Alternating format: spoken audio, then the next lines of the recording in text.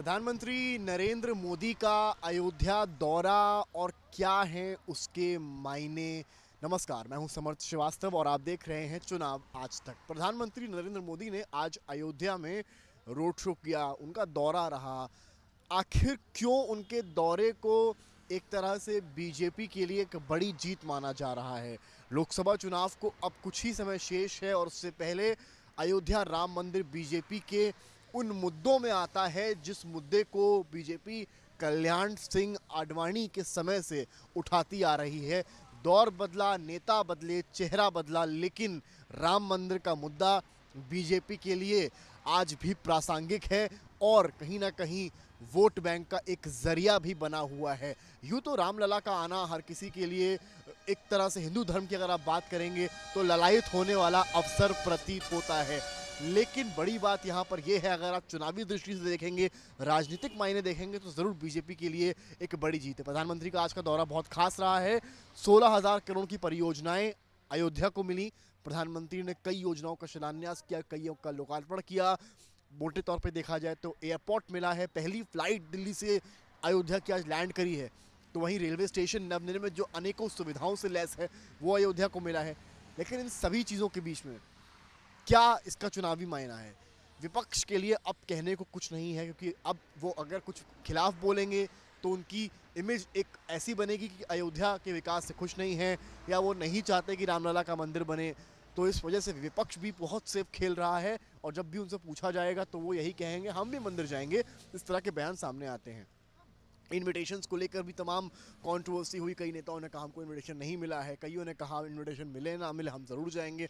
कई विपक्षी दल ऐसे भी थे जो इसकी खिलाफत में थे और अब उनको कहीं ना कहीं सपोर्ट में बोलना पड़ रहा है। रीज़न क्या है? बीजेपी की प्रेशर पॉलिटिक्स। प्रधानमंत्री मोदी ने जिस तरह का माहौल बनाया हुआ है उससे अब खिलाफ बोलने वाले तो चंद ही रह गए हैं। और वोट बैंक की आप देखें तो अगर आप खिलाफ बोलते भी हैं तो आपका वोट कटना ही कटना है, जुड़ना नहीं, ऐसा विपक्ष मानता है और जानता भी है। प्रधानमंत्री का दौरा था, उन्होंने आज पब्लिक से अपील करी 22 जनवरी को आप यहाँ मत आइए, बहुत भीड़ होगी, घर पर दीपावली मनाइए और राम मंदिर के प्राण प्रतिष्ठान में एक तरह से वर्चुअली आप शामिल होइए, यूट्यूब के माध्यम से जुड़िए। तो तमाम अपील प्रधानमंत्री ने करी है। बीजेपी को क्या फ़ायदा होगा? रामनगरी अयोध्या है, बड़ा क्षेत्र है लोकसभा के हिसाब से भी, कहीं ना कहीं यूपी में योगी आदित्यनाथ का चेहरा तो है ही है और राम मंदिर बनने के बाद लोकसभा के पॉइंट ऑफ व्यू से बीजेपी को बढ़त मिलती दिख सकती है। समाजवादी पार्टी ज़रूर है, कांग्रेस ज़रूर है, लेकिन अयोध्या में कितना कुछ वोट छिटका पाएंगे ये चर्चा का विषय हो सकता है। विधानसभा चुनाव में भी राम मंदिर का मुद्दा लेकर बीजेपी ने अच्छी सीट हासिल करी थी और शायद बीजेपी उसी परफॉर्मेंस को दोहराना चाहती है।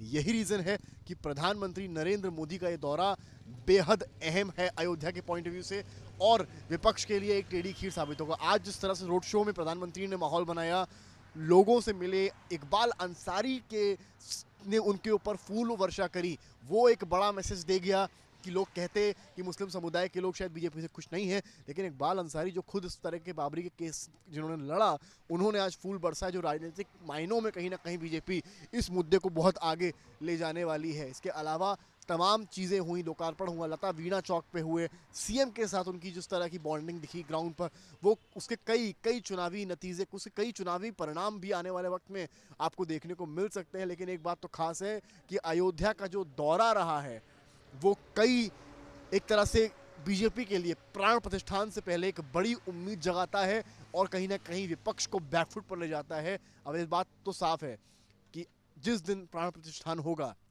शायद बीजेपी के लिए ये कहना आसान होगा कि पीएम का रोड शो केवल एक झांकी है, असली पिक्चर अभी बाकी है। और जो पिक्चर जनवरी एंड में होगी, जब राम मंदिर का उद्घाटन होगा, रामलला का प्राण प्रतिष्ठान होगा और बीजेपी ताल ठोक कर लोकसभा चुनाव से पहले ये कह पाएगी कि आप बोलते रहे और हमने मंदिर बनाकर खड़ा कर दिया, वो भी तब जब ज्ञानवापी, मथुरा दोनों सामने नजर आते हैं। कैमरामैन गौरव के साथ समर्थ श्रीवास्तव, चुनाव आज तक।